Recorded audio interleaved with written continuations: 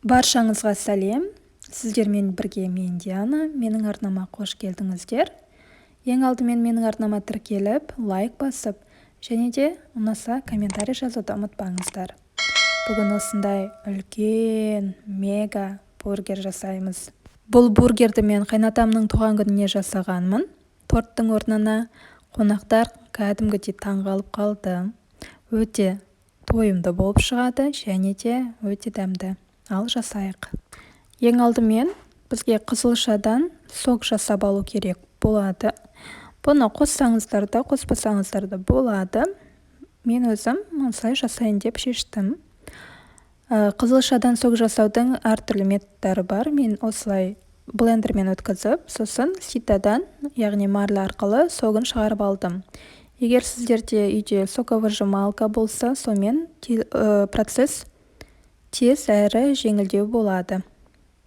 Менің жасағанымды осылай көрсеңіздер болады. Немесе бұндай блендер болмаса, үккіштен өткізіп, кейін марля арқылы сокты шығарып алсаңыздар болады. Енді сіздерде қандай техника бар, соған байланысты жасайсыздар. Менде 2 орташа қызылшадан 100 миллиграммдай сок шықты. Және де бұл сок бөлме температурасында болу керек, қатты салқын болмау керек. Яғни жасағаннан кейін бірден қоса берсеңіздер болады. Ал енді қамырын дайындайық. Қамырына барлығы бөлме температурасында болу керек. Ең алдымен қызылша согын, жай суды, жылы суды және де жылы сүт қосамыз. Оның үстінен ашытқыны қосамыз. Мен мұнда көз мөлшермен қостым, 10-15 граммдай қосуымыз керек. Және үстінен 2 қасық қант, 1 қасық тұз және де сұйық май қосамыз. Кейін жақсылап тұрып араластырамыз, біркелкі қалып болғанша. Ал енді ұнымызды өлшеп, осылай үккіштен өткізіп саламыз. Және де біркелкі қамыр болғанша жақсылап тұрып қолмен илейміз, қандырамыз. Яғни біздің қамырымыз қолымызға жабыспауы керек. Міне бізде осындай қамыр шықты. Енді осы қамырды көтерілу үшін бетін жауып, жылы жерге 1 сағаттай қойып қоямыз. Қамырымыз 2 есе көтерілу керек.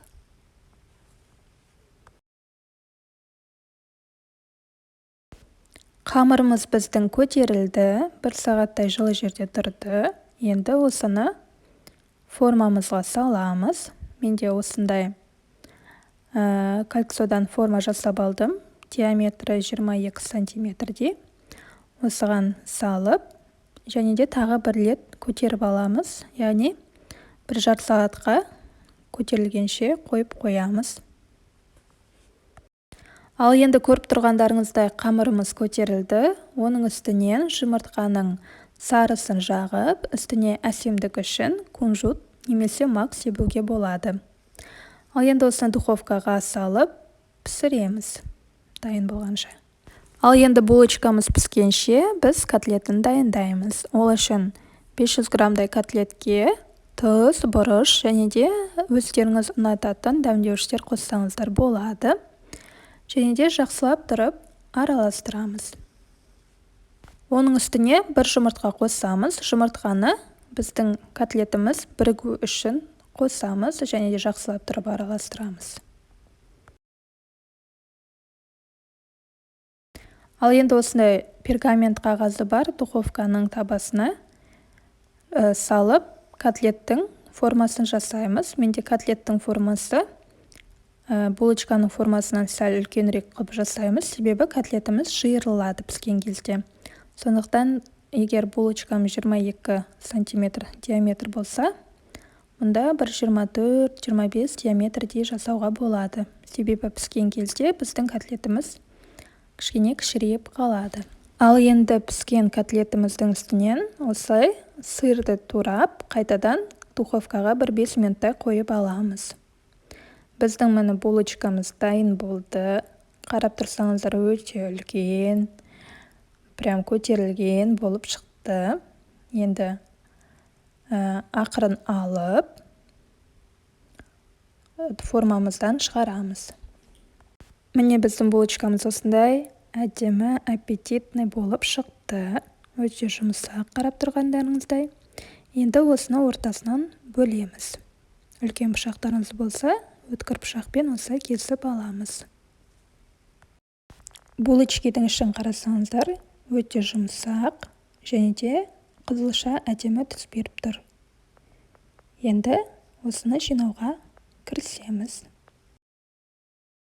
Мен соусқа кетчуп пен майонезді араластырдым. Егер де сіздердің басқа да сүйікті соустарыңыз болса, соларды қосуға болады.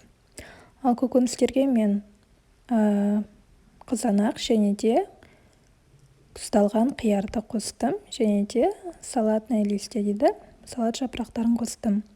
Ең алдымен булочкамызге астына соусымызды жағып аламыз.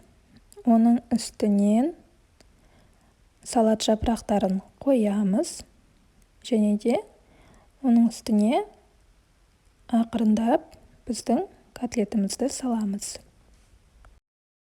Және де үстіне туралған, тұздалған қиярларымызды, және де помидорларымызды, яғни қызанақтарымызды әдемілеп қойып шығамыз. Екінші булочкамызға үстіне тағы да соусымызды жағып, үстінен қоямыз. Біздің мега бургеріміз дайын болды. Міндетті түрде жасап, өз жақындарыңызды қуантыңыздар. Сіздерге ұнаса лайк басып, комментарийға ұнады ма, ұнамады ма, және де бұндай бургер жегендеріңіз бар ма, жоқ па, соны жазып кетсеңіздер. Баршаларыңызға рахмет, маған тіркеліп қойыңыздар. Сіздермен бірге болған мен Диана.